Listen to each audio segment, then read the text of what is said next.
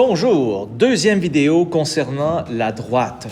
Dans le chapitre 1, CST 4 ou même CST secondaire 5, vous devez être capable de trouver des équations dans un texte, c'est-à-dire faire de la traduction. On va traduire des phrases, ça va? Et j'ai mis un astérisque parce qu'en secondaire 5, plus précisément, on doit utiliser des inéquations aussi. OK? Alors, dans inéquation, ça peut être au plus, au moins, plus grand, plus petit. OK? Ça va être la même méthode, par exemple. Première étape, c'est de lire tout le texte. Ça vous va?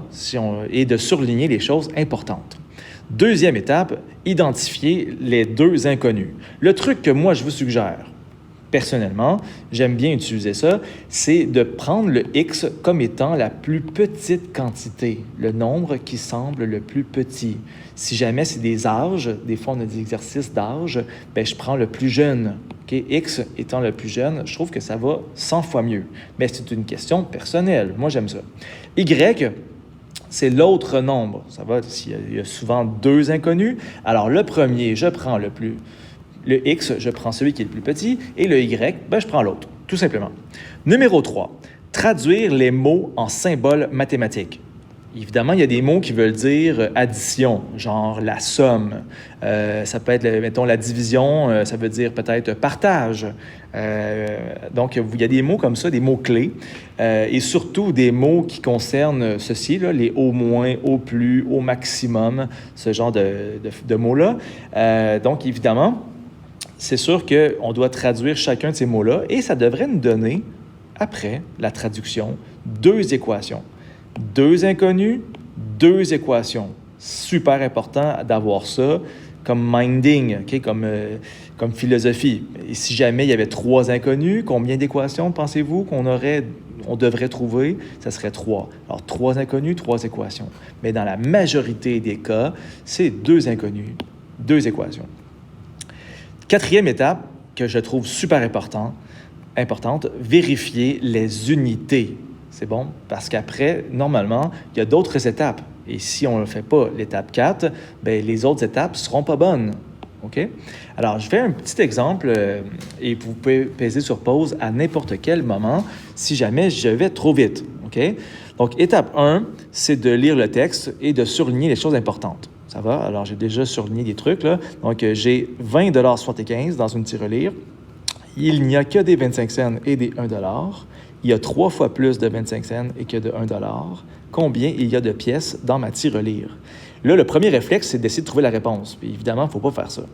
Donc, première étape, et je l'ai faite. Deuxième étape, quelle quantité j'ai le moins? Alors, moi, quand je regarde ici la phrase qui est là, il y a 3 fois plus de 25 cents, il me semble que des 25 cents, il y en a plus. OK? Alors, évidemment, c'est sûr que X, il y en a moins. Les 1 $, il y en a moins. Ça veut dire que moi, j'aurais tendance à écrire ceci. Donc, j'écrirais que le X est le nombre de pièces de 1 $. Il y en a moins. C'est mon truc. Y, c'est le nombre de pièces de 25 cents. Alors, 25 cents, on écrit ça 0,25. Tout de suite, les unités, là, ils vont fitter et c'est mieux comme ça. Alors, troisième étape, c'est de traduire en inéquation. Je vais commencer par la première phrase. J'ai 20,75 $ dans une tirelire. J'aurais tendance à écrire tout de suite ceci. 20,60 $ égale 20,75 $. Comme ça. Ensuite de ça, il y a des pièces X et Y. Sauf que ça, c'est des pièces. Ça, c'est des pièces, ça, c'est des pièces, et ça, c'est des dollars. Moi, ce que j'aimerais avoir, c'est dollars, dollars, dollars. Comment faire apparaître des dollars ici avec des pièces? C'est en multipliant par sa valeur. Ça veut dire qu'ici, en fait, je vais écrire 1 $, comme ça. Et je vais écrire 25 cents ici. De cette façon-là, j'ai des dollars, dollars, dollars. Et ça marche. J'ai fait mon étape 4 de vérifier mes unités. Okay, l'étape 4, c'est de vérifier les unités. Ensuite de ça, la deuxième phrase, c'est celle qui concerne il y a 3 fois plus de 25 cents que de 1 $. Regardez bien ce que je vais faire. C'est que je vais écrire X et Y tout de suite. Je sais qu'il y a des gens qui ne comprendront peut-être pas tout à fait ce que je vais faire. Je vais écrire X d'un côté, je vais écrire Y de l'autre, comme si c'était un peu une balance, en fait. Parce qu'une égalité, c'est une balance. Ça vous va? Alors ici, ça, c'est le nombre de 1 $, puis ça, c'est les nombres de pièces de 25 cents. On s'entend qu'il y en a une des deux qui est 3 fois plus. OK? Alors, 3 fois plus de 25 cents que de 1 $. Bien, moi, je vais faire x3 à la quantité la plus petite. Alors, il faut que je le fasse à la quantité la plus petite. C'est toujours, dans mon cas, la lettre X. Ça veut dire que le 3, je le mets devant le X. Le bug, c'est que des gens vont dire « Ouais, mais il me semble que le 3, là, je l'aurais multiplié avec les 25 cents. » Ben non, parce que si je veux que ce soit égal, là, ici, ben je dois faire x3 à la quantité la plus petite. OK?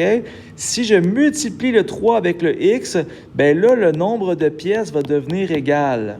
C'est bon, ça va? Alors, quand il y a des trucs de même, le 3 fois plus, ben moi, j'ai tendance à tout simplement multiplier x 3 la quantité la plus petite. Et c'était là le truc, la twist d'aller prendre X comme étant la plus petite quantité. Alors, si jamais c'est 3 fois plus, ça va être 3X. Si c'est, exemple, 4 fois plus, qu'est-ce que vous pensez que je vais aller écrire ici?